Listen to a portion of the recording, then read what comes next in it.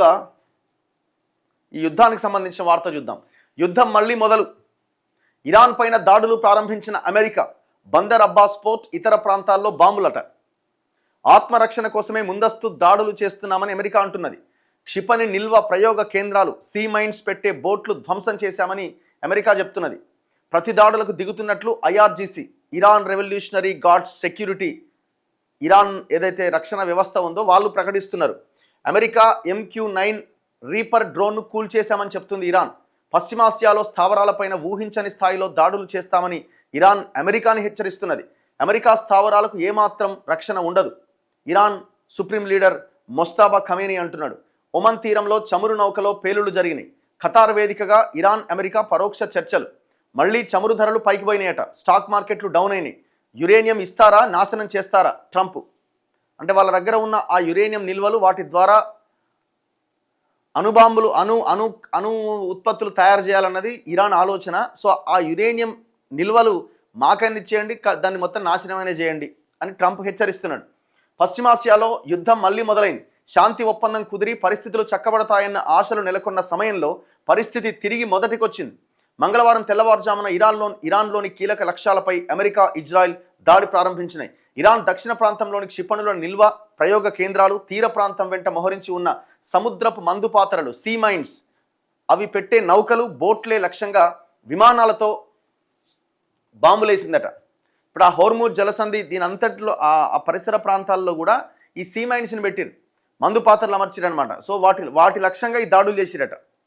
ముందు జాగ్రత్త చర్యగా ఆత్మరక్షణ కోసం ఇరాన్ దళాల నుంచి తమకు పొంచి ఉన్న ముప్పు నుంచి రక్షించుకునేందుకు ఈ దాడులు చేశామని అమెరికా సెంట్రల్ కమాండ్ ప్రకటించింది. కాల్పుల విరమణ కొనసాగుతున్నా తమకు ముప్పు ఎదురయ్యే పరిస్థితి ఏర్పడితే దాడులు చేస్తామని సెంట్రల్ కమాండ్ ప్రతినిధి కెప్టెన్ టిమ్ హాకిన్స్ స్పష్టం చేశారు. హోర్ముజ్ జలసంధి వద్ద ఉన్న ఇరాన్ రేవు పట్టణం బందర్ అబ్బాస్ పైన దాడి చేశామని తెలిపారు. మరోవైపు ఇరాన్ కూడా ప్రతిదాడులు చేసింది. తమ గగనతలం వైపు వస్తున్న అమెరికా, ఇజ్రాయెల్ యుద్ధ విమానాలు, డ్రోన్లపైన కాల్పులు జరిపామని ఇరాన్ రెవల్యూషనరీ గార్డ్స్ మంగళవారం ప్రకటించింది. అమెరికాకు చెందిన ఖరీదైన MQ-9 reaper డ్రోన్ను కూల్చేశాం. F-35 fighter, RQ-4 డ్రోన్లపైన కాల్పులు జరిపాం. అమెరికా కాల్పుల విరమణ ఉల్లంఘనకు పాల్పడితే అందుకు ధీటుగా ప్రతిస్పందించే హక్కు తమకున్నది. అమెరికా సైనిక చర్యను తిరిగి ప్రారంభిస్తే పశ్చిమాసియాలోని అమెరికా స్థావరాలు, బలగాలపైన ఊహించని రీతిలో దాడులకు దిగుతాం.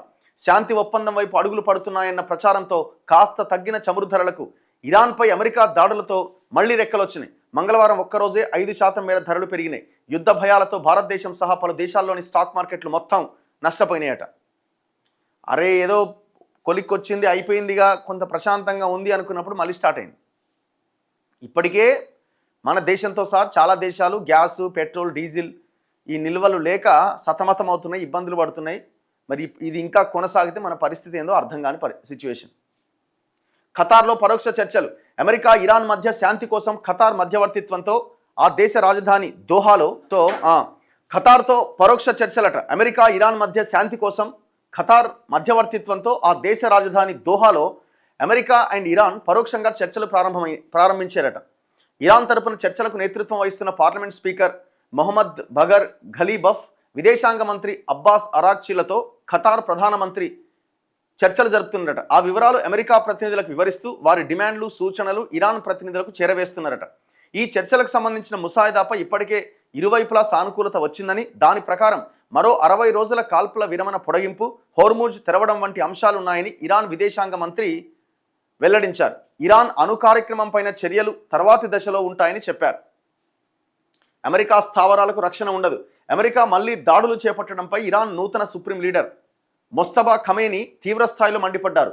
దీన్ని ఏమాత్రం సహించబోం, దీనికి ప్రతీకారం తీర్చుకుంటాం.